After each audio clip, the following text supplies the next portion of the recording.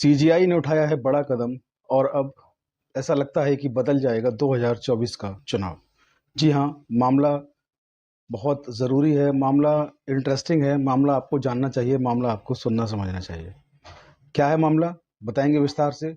Video को पूरा देखें, स्किप ना करें, आगे पीछे करके ना देखें, आपकी समझ में नहीं आएगा, फिर आप सवाल पूछेंगे।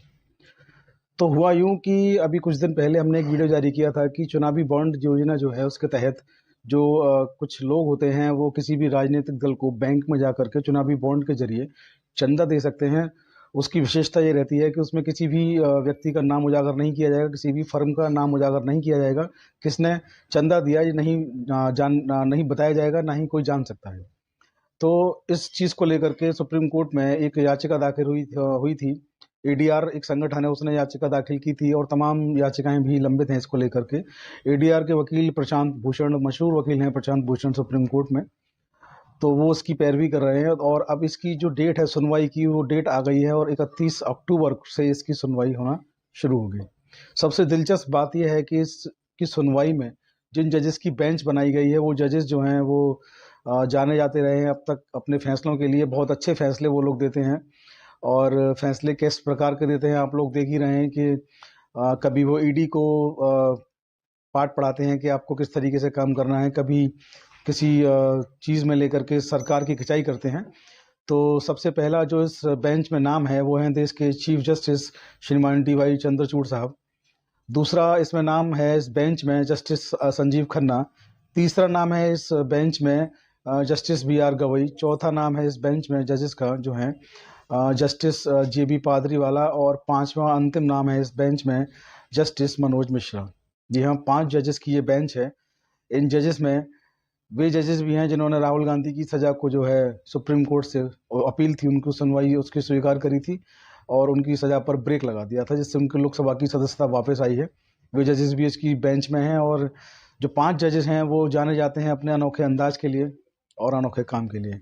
इन 5 जजेस की वजह से लोकतंत्र जो है, न्यायपालिका जो है वो मजबूत हुई है और लोकतंत्र में उसकी जो हिस्सेदारी है उन्होंने सुनिश्चित की है और एक आम आदमी में न्याय की जो एक विश्वास, एक उम्मीद थी, उसको बरकरार रखा है। तो 31 अक्टूबर से इसकी सुनवाई शुरू होने वाली है। बेनामी चंदा राजनीतिक दलों को जो मिलता आया है अब तक, आगे मिलेगा कि नहीं मिलेगा, इस पर ये लोग फैसला लेंगे कि इलेक्टोरल जो बॉन्ड है वो जारी रहना चाहिए या उसको ख़त्म हो जाना चाहिए। वो कैसे आया, क्यों आया और क्या है, ये पहले हम वीडियो में बता चुके हैं। जो लोग नहीं जानते हैं, हमारा पुराना वीडियो जाकर के देख लें कि इलेक्टोरल बॉन्ड जो है वो क्या है। तो अब सबसे ज़्यादा जो चंदा था, हमने पहले ही बताया था कि चंदा तो मिला किसी लोगों को, लेकिन बड़े ताज्जुब की बात होती है कि किसी राजनीतिक दल को ये चंदा जो है कुछ हज़ारों में मिला और कुछ राजनीतिक दलों को ये चंदा जो है करोड़ों में, और मैं कहूँगा कि हज़ारों करोड़ों में ये चंदा उनको मिला। सबसे ज़्यादा चंदा जो मिला किसी राजनीतिक दल को वो भाजपा है और भाजपा पर आरोप भी लगे हैं। केजरीवाल की सरकार का आरोप था कि वो विधायकों को खरीदते हैं। इधर ममता बनर्जी ने भी ऐसा ही कुछ आरोप लगाया था। इधर राजस्थान में भी ये का अभी कुछ समय पहले की बात है जब मामला चला था कि विधायकों को खरीदने जा रहे हैं। तमाम चीज़ें ऊपर नीचे हुई। तो जब किसी के पास पैसा ज़्यादा होगा तो खरीद फरोख्त राजनीति में ये होता रहता है और ये इस चंदे की वजह से ये सब हो पाता है, क्योंकि सबसे ज़्यादा चंदा ही अब तक भाजपा को मिला है।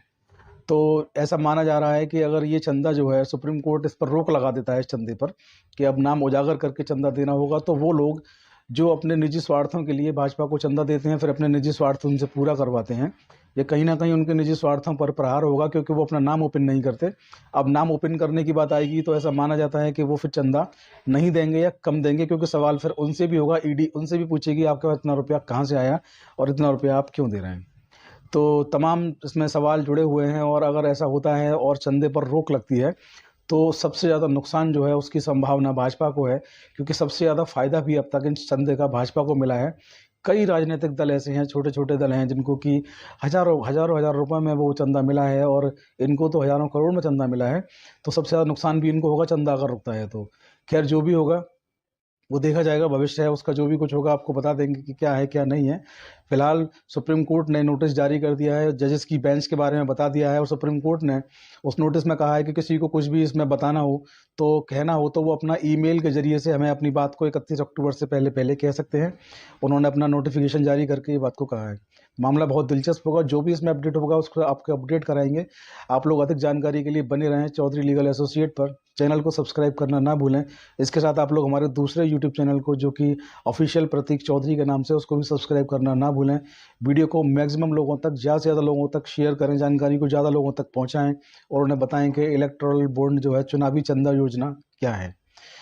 तो आज की वीडियो में इतना ही। आप लोग हमें फेसबुक और इंस्टाग्राम पर भी फॉलो कर सकते हैं। आईडी से हमें चौधरी लीगल एसोसिएट।